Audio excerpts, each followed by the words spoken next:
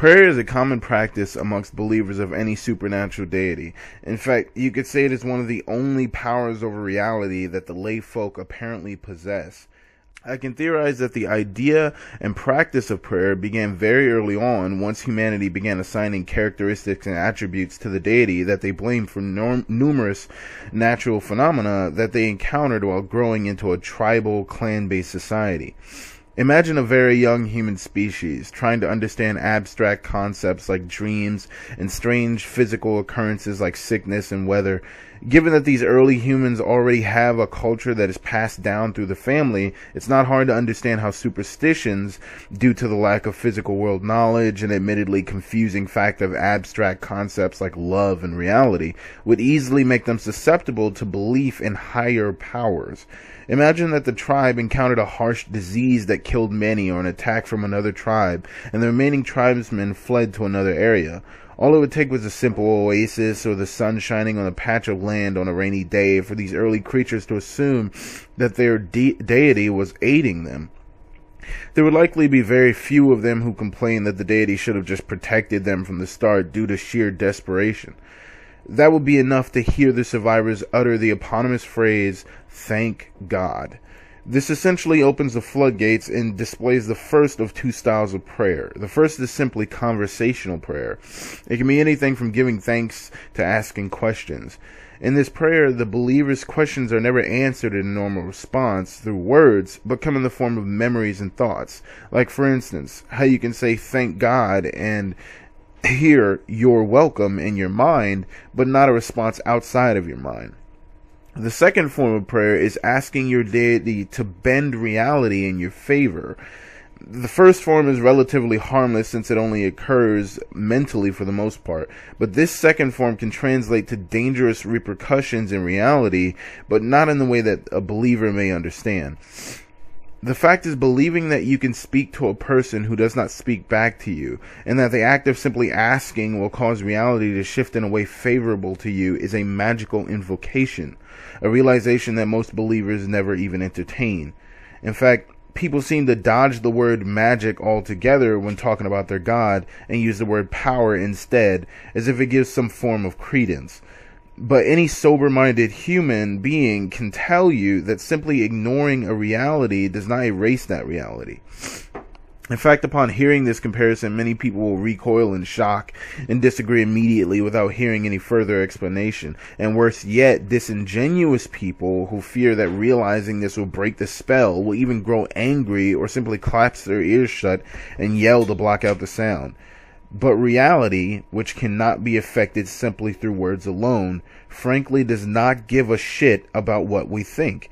It is not a living force, cannot be personified unless through metaphorical sense or fiction, cannot be reasoned with, cannot be bought out, and cannot feel. Our reality is made up of many different biological processes all working simultaneously. You cannot reason with hunger, the weather, or death, which is the end of some processes and the beginning of others, but you can create gods that give you bountiful harvests, help you to navigate the plains in a sandstorm, or even save you from or ferry you through the process of death. So realizing that these biological processes cannot be reasoned with, people create deities to control the forces of the earth.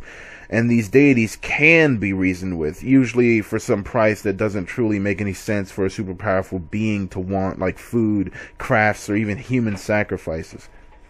But even when creating these deities that you can ask to affect reality, reality itself, or the processes thereof, remain intact and undisturbed by your pleading and demands. For instance, if you want to become a doctor, you can't just ask authority figures to deem you a doctor and place other people's lives in your hands. Perhaps this was something that may have happened before institutionalized medicine, but now this would be considered a gross misconduct and heavily potentially dangerous, not to mention illegal. No. Praying to become a doctor will not yield results alone. Imagine two people. One prays to become a practicing physician, and another actually works to complete the needed requirements to become one. The end game is obvious.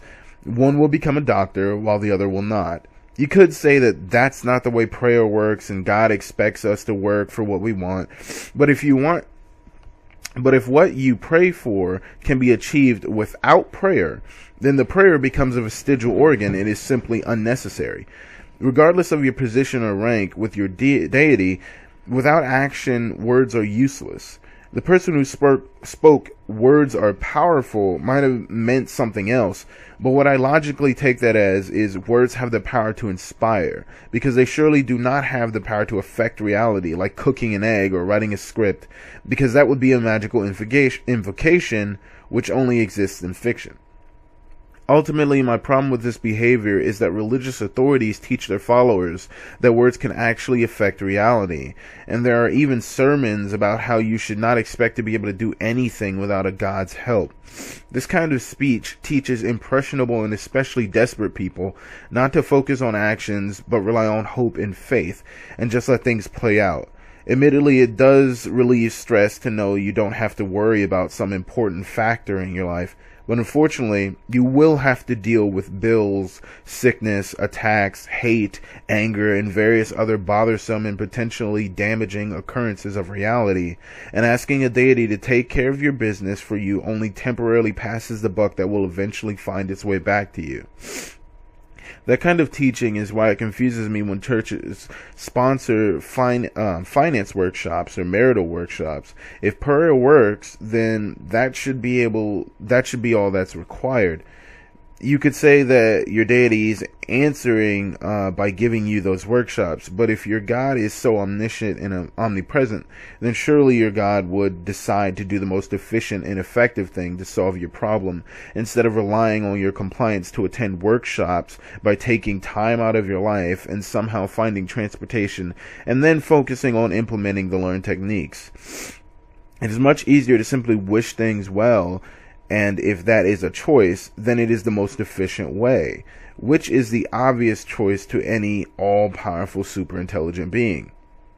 To choose any other way would be questionable, when there is a better way to break down a wall than to simply smash your skull into it repeatedly. Any intelligent creature would decide to do that. Like if a dog tries to get through a doorway and runs into clear glass, eventually, usually fast, said dog will study the door, and if one side is open, simply slip through that way, or begin to claw longingly until released, or until it can push the door open.